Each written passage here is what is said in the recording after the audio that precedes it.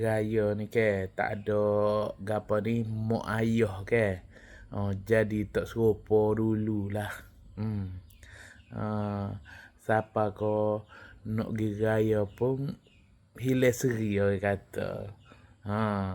Sebab mak pok tak ada dah. Jadi raya pertama je gejalannya pergi rumah mak dara gapo.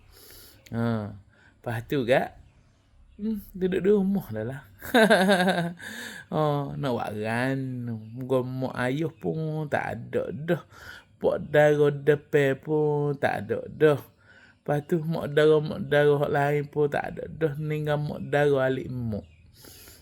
Ada hak tu lah. Lepas tu ada pak dara hak alik mak juga. Tu je lah. Lepas tu kak pergi habis tu kak tak ada dah lah. Kalau kira sepupu sepapak pun jadi tak ada gapo lah. Aduh lah.